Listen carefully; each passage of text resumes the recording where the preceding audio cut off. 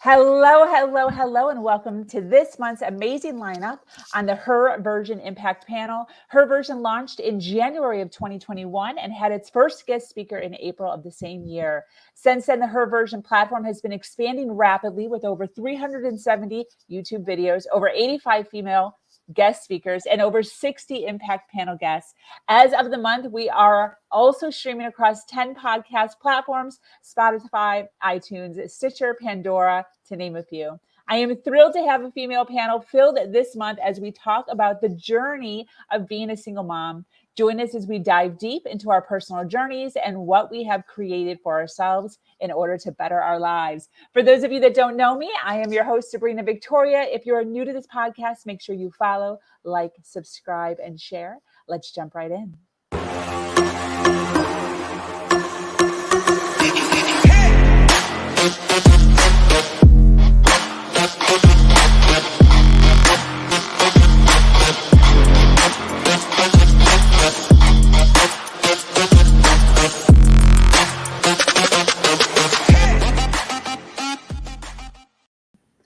All right. I'm hoping Miss LeAnn has a question for us. If you want to introduce yourself, tell us a little bit more about you, and then ask your question. Absolutely. Yes. So my dynamic is a really healthy one. I worked really hard to get to the place of a healthy co-parenting dynamic. That was really my vision and my goal. Once, the divorce, I was going through the divorce, and my children were a little older. They were 6 and 8 when it started. So they weren't babies. And they did experience, full family, all of that. Just, it was, I sort of had lost my voice as a person and a human in the dynamic. I had all the responsibility. My ex is in the entertainment business, so it was very focused on his career, and everything was just about his schedule, what was happening, and wasn't about me. So that base and that partnership that I had envisioned and had early on in our marriage wasn't really there. The growth, the responsibility, the sharing, all of that didn't come into fruition. And so, we parted ways, and, it was tumultuous for a while because of the dynamic of me being responsible, him learning how to be responsible as a parent. In his own life, he, took care of things, but as a parent, totally different. So we had a little bumpy road there for a few years, but my vision, my goal, which is what I really love, coaching clients, women or men, single parents, whether they're male or female, is just that work on yourself to be able to have forgiveness, to be able to really meet that other person where they are and not, hold it against them, and just be patient. That's something that I didn't really have, was patience, because I, was just needing to get things done. But also, one of the things that I recognized that I was living in for so long was survival mode. Even in my marriage, I was in survival mode. And I think we as single parents tend to fall into that, like you are describing, Maureen. I mean, you're paying the bills, you're doing the housework, you're doing the homework, whether even if you have some support with a sitter or a tutor or anything like that, or family, it's still that sits on your shoulders. So, I really worked hard to get to that place. And so I guess my question to the single moms out there is, what value or percentage of importance do you have on having a healthy co-parenting dynamic? If the parent is, the other parent is present, how do you envision that life? You as an individual, you guys as a co-parenting dynamic, and then, when the kids are with them, like, what is that vision that you have? That's a good question. Yes, Maureen. Interestingly enough, so I'm happily married now. and my husband has a grown son who's 25. And he told me about his co-parenting relationship with his ex-wife, the mother of his son. And I have so much respect because that's what I had envisioned for what I wanted. And so I look at the both of them, and I've told them, when I've met, I mean, we have a good relationship. We've actually all stayed together in an Airbnb. It's super Mhm. cool. And even to be that healthy co-parenting when your kids are grown Yeah. is so cool. So if you couldn't do it when they were little, to be able to do it when they're older. And Mhm. I ask my husband all the time, gosh, how did you do that? And his answer was, we just put him first. We put all Yes. of our emotions aside, any differences that we had, and we had a common goal, and that was our son. And so when you say, what do you envision? I hope the single moms out there and the single fathers, envision, just put our feelings aside and stay focused on the prize, which is our children, and make sure that Mhm. they are healthy and happy. Because in the long run, when they're adults, you're not, neither of you are going to have a say anymore. Yeah. Your children are going Yes. to really go with the parent that they felt was the healthiest, to be honest Yes. with you. And that's what Yes. my girls, my oldest daughters, don't have a relationship with their father. My son has a very strained relationship with his father. I mean, he basically calls him just kind of, his hunting buddy. My his stepdad, my husband now, is his dad. So it's interesting how later on, all those things you do when they're little, all that conflict, it comes out later in the Mhm. wash. And really, that's the long goal. Is Yeah. Yeah. co-parenting is a long goal, so Yes. they're healthy, happy, adjusted adults. Yeah. Yeah. Absolutely. I agree. Yes, This Sabrina. Maureen's comment just reminded me. I've watched so many Dr. Phil shows, and Dr. Phil always says, "Who's going to be the hero in this Mhm. dynamic? Are you going to Mhm. be the hero?" And that's so true. Somebody has to go along with Maureen, what Maureen was saying. The dynamic within that relationship. And the thing that I appreciate too, listening to LeAnn and Maureen speak side by side, is the relationship can evolve. So, Mhm. for instance, with me and my ex with my son, obviously when he just left, that was not fun. Um, but then we actually healed. And Mhm. probably around when he was 3 or 4, he barely saw him. He still wasn't paying child support. But well, like you guys were saying, you have to do it for the child. So you have to put all of that behind, and you can't be sitting on that. So I just saw he wanted to start spending time with him. I allowed him to start spending time with him. He'd come see. He went from like never to maybe when he was like 3 or 4, he popped in maybe once every other month, and I had to drive him, but still I appreciated him popping in. And our relationship actually started to get really good. And then when he was 11, um, he decided he wanted to just take him full time. And then instead of asking, he just kidnapped him one day. When it was his turn, he sent me an email, and he's just like, "Hey, thank you so much for watching him full time for the past 11 years. I got it from here." And he just ran away with him and moved into his girlfriend's house, which I didn't know where she lived. He had the whole thing planned out. It's a whole crazy story, but obviously that caused some serious conflict for a very long time. And then again, I just, whatever, it is what it is. And we patched it up again. And then my son kept getting older. And like Maureen said, like your children are going to make decisions for themselves. And now my son is 17, and he has made some very tough decisions. He has set some very tough boundaries with his father. And I've been there to be able to support him and help him, with his emotions, to help him verbally be able to speak his mind to his father, and the relationship that he wants with his father, and the dynamic in which that looks, and the time in which that looks. And it's very interesting watching.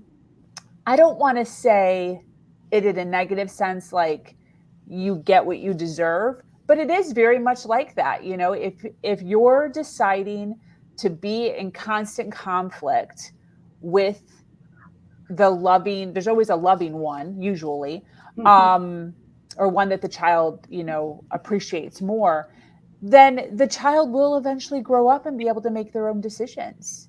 Yeah. And that's a scary place to be. Anyways, that's all I really have to say. Yes. Thank you, Sabrina. Susan had a question. Yes, Susan had a comment too. No, I appreciate everything everyone's saying, and it comes down to really communication and the thoughts and as like you said, it evolves. It definitely changes over time.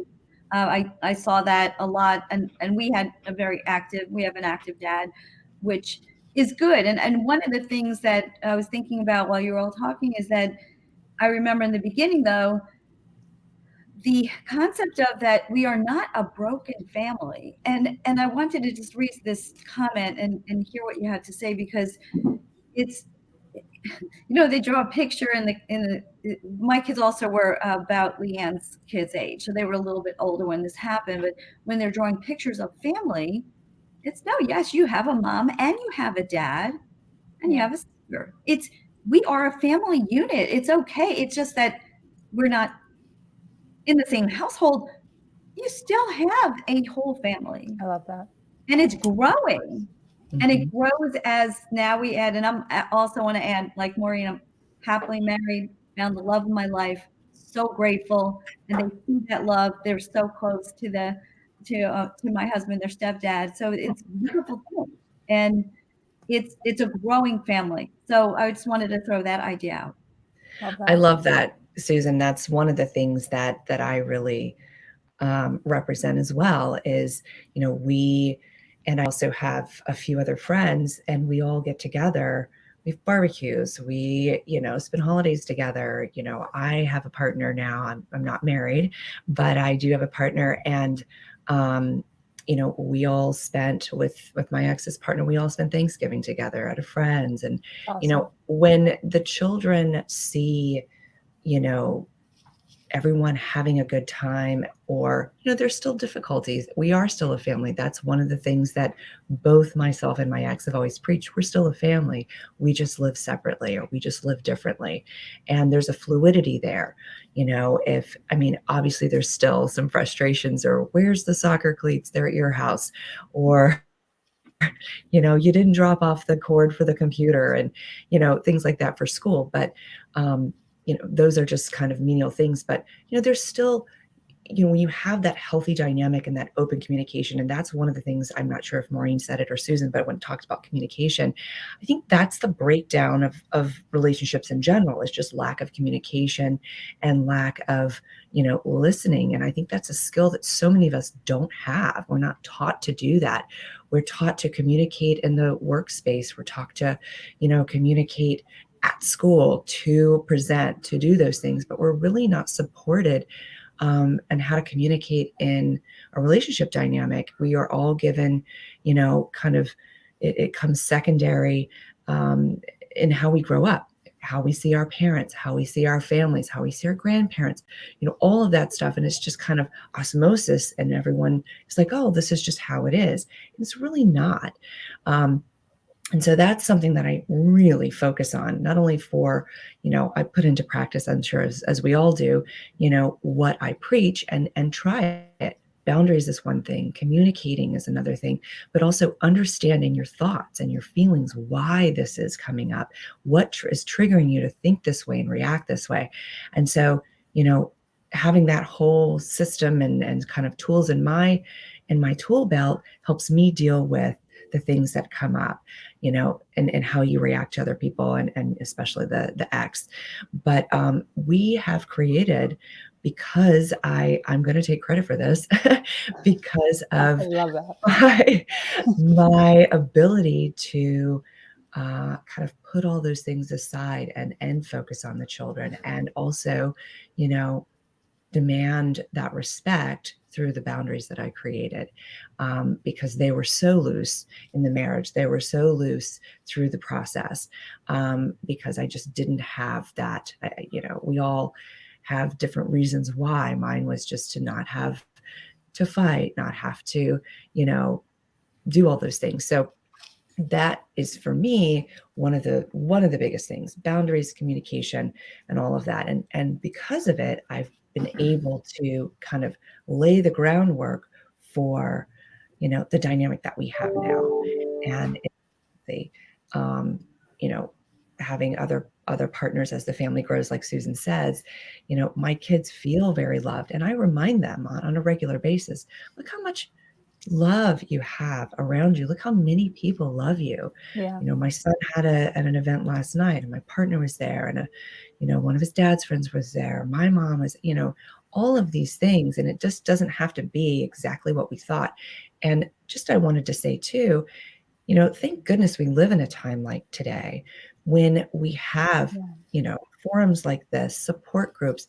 Our culture is more supportive of single parents in that dynamic from a social perspective. I feel like there's, some things that need to happen from a different dynamic when it comes to, helping maybe to provide, money for childcare, things like that, I think that larger issues from a country perspective. But I think from a societal place, I mean, think about, women in the 70s, women in the 80s, women in the 90s that were single. It was very, very different. So I'm just happy that we have opportunities like this to share, to put our voices out there, to support women and men, to say, you're not broken. It's not a failure. We are at a time where we are just recreating the concept of family, the concept of child rearing, and we can do it from two separate homes and have two different places where they go. My kids kind of like having two places. So. Yeah. Yes, Maureen. And I love that it's changing. I love that finally, we're understanding that the long-term effects of co-parenting, and my girls were 6 and 8 as well when we got divorced, and my son was 10 months old. But I also want to do the flip side of this. And the flip side is it takes two people to have a conversation. It takes two people to have an agreement. It takes two people to be willing to put their feelings aside. My situation, and it sounds like Sabrina had a lot of the same things that I did, was no matter how much I wanted it, I couldn't make him do something that I wanted. Correct. And so the hardest part, I think, and I think there's a lot of single moms experiencing this, because in a perfect world, we want to be perfect co-parents, and then we want to get remarried, and then everybody has a picnic on Easter. In my situation, it just didn't happen. It just didn't happen, and still to this day, it doesn't happen. He wasn't invited to both of my daughter's weddings. It's just he wasn't willing to go there, and so for me, it was the acceptance. And the difference is, which like I said, kudos to you that can do this co-parenting, that your maturity overrules the emotional hurt and pain of the past, right? Yeah. But for me, it was also accepting where my kids were. If they wanted to invite them to an event, like my son will probably invite his father to his wedding. I don't want to see the man. I just don't care. Not that I have any ill will toward him. I don't feel anything, and I don't feel he had been there for them. But I put that aside. If that's what they want, that is their life, and then it's their choice. And I was determined, even through all of that conflict, to not say bad things about him, because I knew if anyone took parenting classes, the one thing that stuck with me was, if you criticize the other parent, you're criticizing 50% of your child. 100%. That stuck with me all those years, and still to this day. Yeah. Same. Yes. So my self-control in that area, no matter how bad and how angry he made me, it was that I had to make sure my children had that self-esteem, and that they weren't going to, I'm not going to project onto them what their other parent did. Yeah. That's a hard thing to do. And I think Yes. a lot of people go through that. You have all of these feelings and this anger and this disappointment about the other parent. It's so hard to not vent it to your child, because it's only you and them, right? Yeah.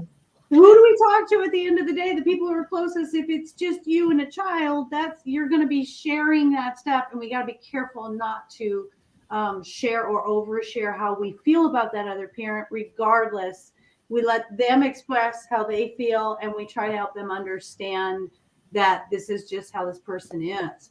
My ex one day called me and said, "I'm so sorry about how I treated you, and I hope you'll forgive me." And I said, "I forgave you a long time ago for me." And he said, "I don't know if I can forgive myself." And I said, "That's your work to do, not mine." Not that he ever changed his behavior after that, but the words, all right, but really it was, I remember a day when he showed up to pick the kids up, and it was the first time I felt nothing.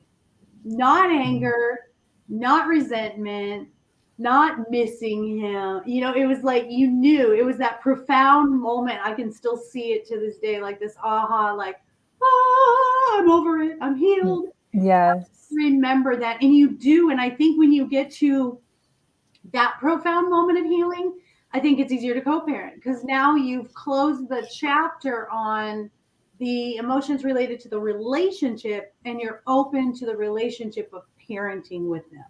Absolutely. And that's exactly why we exist as coaches, at least for me, I know, is to provide to that period, everything that you were just describing, Maureen, of that journey of healing and that emotional healing that takes place.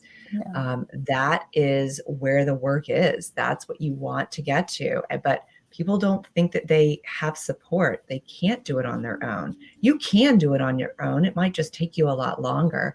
But if you have that safe, space and that, non-biased, not judgmental place, to share your feelings, to, see a different perspective, and, have a coach with you to paint that vision with you, not for you, but with you, and what it can be. And I'm not saying co-parenting specifically, but just your life in general. And I encourage people, don't always just lean on your family. If you have it, that's great. You have your friends, but your friends and your family, especially if they've been with you through the process, they 100% have a lot of opinions of how you should do things and how you shouldn't. But just as a sounding board, just to get it out, it's 100, it's definitely, if that's what you have at the table, use it 100%. But this is what I love about this, I guess, role and opportunity for us to share and to support people is being a life coach. Susan, you've had your hand up. I know, no, you've got so much to say. You've got the three dominant women here, just and I love it. It's good. I love it. Actually, I love listening to all of you, and you're so inspiring. And to show, I just so happy to see that people get through, or we're showing that we get through this, that we're strong enough to get through this, that we become better people, we become happier people, and to, especially for our kids, to see this, that we didn't fold up. And I've had my kids say, "I'm so glad you didn't fold up into a ball and go in the corner." And the complete opposite. I was like, I gotta get going here. I gotta take care of everything. And I just moved forward, because the past, as you were saying, you actually said, LeAnn, what I was going to comment on is the thought of leaving your past, of leaving the past and moving forward. And I was going to ask, how do you do that? You really did just answer that, because of how you move forward is you reach out to people, and that we're so lucky that we have communities like this one to reach out to and to talk to people who've gone through this. Because when you're single parenting, you feel like you're all by yourself. You feel like, I'm going through this alone, and who am I going to talk to about this? So I was going to ask, that, and you answered, of course, with, you can get a life coach now. You can have communities to go through, and anything else that anybody would suggest about how you got through it back then. Yeah, 100%. Yeah. Did you have a question or an answer, Sabrina? No, I was actually going to just cue in right after you. Oh, okay. If you're done, or are you still going? because that's fine. I just want to make those comments. Awesome. I to link into what Susan was just saying, I think it's important for us to recognize that although we're here on a panel speaking powerfully, that there's a lot of non-powerful moments within being a single mom. You know, it wasn't always like rah rah. A lot of in the bathroom crying, a lot of curling up in the corner. And for me, one of the things that I really appreciate about having so many different dynamics on here is the visual of realizing that what is possible, you know, LeAnn speaking of what is possible, and knowing that if you do the, you know, I don't say do the right things, but if you are both looking to do the right things or for your child, that is possible. And that if one of the individuals is not willing to do what's best for the child, that we still have to move on. Like Maureen was saying, we still have to do what's best. We still have to speak nicely about our partner. We still have to not, you know, bash them because they are 50%. So realizing that, you know, anything is possible, and no matter which journey your life goes on, it's always best to approach it with positivity, approach it with love, approach it with realizing that we have to put our child or children first, and that they are ultimately 50% of both of you. I think that is so powerful to hear, you know, the different dynamics here. It's your turn, LeAnn. You're still up. I love sort of that, you know, recap there. And I think, you know, I think what we're all representing here is that life does go on. I think, you know, when we're younger, when we are, you know, getting married for the first time or in a partnership for the first time and we have children, we have this vision and we have this fantasy that, you know, we're creating. And, you know, we all have it. And that is what we all are, you know, kind of shown or urged to do and be. And when that doesn't happen, it's the death of the fantasy. It's the death of the dream, as well as the death of the relationship. And so, you know, the things that I really, I kind of have a process that I take people through, because it's, you know, letting go not only of that, but it's also your vision. It's your dream of what you wanted something to be that didn't happen. You know, whether you chose someone for certain reasons, and, you know, we can put it all on, oh, I chose the wrong person. You didn't. Everyone is on a path. Yeah. Everything that each one of us are doing is meant to happen in a way that allows us to, number one, grow, and to really, you know, tap into our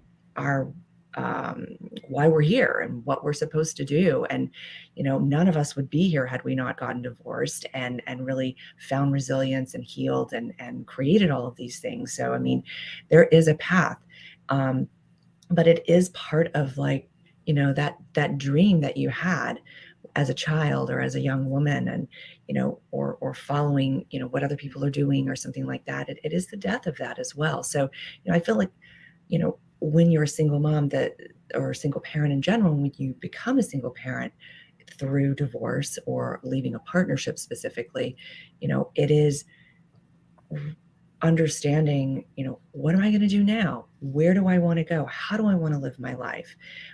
Yes, we have little ones and people that we're growing and teaching and doing all of those things, but it is an opportunity. And, you know, I like to paint that vision and to really, you know, create that space for people to say, okay, now what can we do? Because life is not over. You have not failed. It is, you know, even if you've made mistakes and even if things didn't go, you know, kosher the whole way, it's okay. Yeah. It's now time to say, okay, now what do I want to be and where do I want to focus? And Susan, you know, the things that you help women do with, you know, finances and creating all of those things, I feel like there's also a dynamic of career coaching. Where do you want to be? What kind of job do you have now? Where do you see that going? There's so much in life that that can come from this. It's just having the right people at the table to help you see that. And I think you asked this question a few comments ago, Sabrina, of what did you do? And I fortunately, and I'd love to hear everyone else how they initially went through this. I had a coach. That was one of the things that I knew that I had reached my capacity for my personal familial network, because they had not experienced what I was going through. So although there was love there was support there, the forward creation of this new life I had to get from someplace else. So I had a coach, and I remember this coach saying, in 3 years, everything will be different. And I was like, 3 years, that's so long. What am I going to do in the 3 years? And it was literally true. I swear, I feel like it was the day of year 3. I was like, wow, she was really right. But the work that I did to get there, the tools that I had, the processes, and when you're going through that emotion, when you're having, like Maureen was saying, when you are trying to put to bed those things that are dying away, the tools that you have at those times, those little dark times, are crucial. That's what helps get you through, because you are the only person that ultimately can pick yourself up. You can have support, you can have opportunities, but you are the decision maker. And so that's what I did. I had a coach, and I worked with her for probably 8 or 9 months. And I also had an intuitive healer. That was my go-to person, because I'm very into spirituality that way. But those were my resources. I'd love to hear, Maureen, Susan, and Sabrina, how you kind of supported yourself at that time. Maureen. Sabrina and I have a very similar story. We did not have family support. We were isolated. We were in abusive relationships. And that comes into play when there's a lot of single parents who are coming out of these abusive relationships where they've been isolated. And so they've lost these connections with family and friends. And now you're out there in the world financially struggling, emotionally struggling, mentally struggling. And we did it though, girl. We did it. But I do want to say you're absolutely right. It's so great that today you have the ability. I was divorced in 99. We didn't even have any we really didn't have resources. I mean, we had dial-up. There was no internet back then. No, I mean, there was nothing. We were floundering. We were like, sink or swim, baby, sink or swim. So it is wonderful that these resources are out there. First of all, the stigma of mental health care is going away. Thank you. Thank you. Thank you. Second of all, I 100% recommend, if you get a coach and you're going through something, get a coach who's gone through what you've gone through. Yeah. I've heard so many people say, well, I went to a marriage counselor and she was 25 years old, just out of college, never been married. And they're like, that's not going to work for me. Yeah. So I really think when you go to get your coach, definitely ask those questions. Have you been through this? Because you need a deeper understanding of what you're going through. Yeah. You haven't been through a divorce. How do you know how I feel? If you haven't had financial struggle, how do you know what that feels like? So I think really doing your homework when you're looking for a coach, as well as when you're moving back out into the world. You ladies are wonderful. You do the financial, you help them with financial and career goals. You help them with co-parenting. And then I help them heal from the past relationships and before they go looking for another relationship, so they know their self-worth and they don't repeat the cycle. Same person, different phase. Yeah. So it's out there. There's this plethora of niches and specialties with coaches. And I love it because all of my women, we've all been through something. And I think life coaching is so much more effective because we bring experience, not just knowledge. Yeah. Exactly. 100%. Yes. Love that. Sabrina. That's Sabrina. I love that, Maureen. Thank you so much. To add on to LeAnn and the question.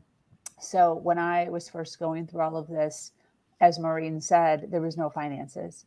So I clung on to everything free, and that was YouTube. YouTube was like, just became my best friend. And pretty much every day I would just, in the search bar of YouTube, search inspirational speeches, inspirational people, inspirational women, motivational speeches, just trying to find my power, And once I came into money, I did the Landmark Forum. I don't know if anyone's ever done that. I did a communications course. I did the advanced program. A year or two after that, I did Tony Robbins. A year or two after that, I did the gratitude program. A couple years later, I did Tony Robbins again. So, once you start to see the value in, as LeAnn was saying, finding somebody who knows a little bit more than you do and then investing where needed. I went in the direction of, classes or courses, which I know LeAnn has done also. So you kind of have to find what fits, what's appropriate for you, what works for you with your finances and with how you learn and how you are kind of set up as far as, getting motivated and moving forward and learning. And that's all something that you have to know yourself. But I do know that all of us on here have, worked on our own personal growth and have invested in ourselves financially. And not to say that, if you're not capable of doing that at the moment, that you are stuck or you're frozen in time. Because like I said, for years, all I did was just listen on free. There's so many more. There's more than YouTube. There's so much stuff out, including this platform, where there's just stories after stories after stories after stories of strength, of hope, of victory, of success, and coming from something that wasn't so good and moving into something that is, a lot better. So, and meetup groups. There's meetup groups for single moms and play dates. And that stuff is amazing when you network and you collaborate and you feel so less alone because we're all going through it and we can share and vent. And that's something I would have loved to have when I was going through it. So everything, there's a lot of free stuff out there. You're right. The community is so important. Community is Yeah, I so agree. I want to jump in and say personal development just completely changed my life. And that when I found that, and you don't know, like Sabrina, I'm so impressed that you went out searching for it because a lot of people don't even know where to begin or don't know that these resources are available. And once you see what's available, it's like, where's this already? Why did I have this before? I would have been able to deal with everything better. Yep. It's crazy like that. And really evolving. I worked with one woman who forgot who they even were. They forgot their identity before they were married. And back to who are you? Who were you before you got married and had children? You had an identity. You were a strong woman. And find yourself again. 100%. Absolutely. All right. Well, LeAnn, we're gonna end your session now. I thank you so much for everything. That was absolutely phenomenal. I so appreciate you being here and all of your insight and everything.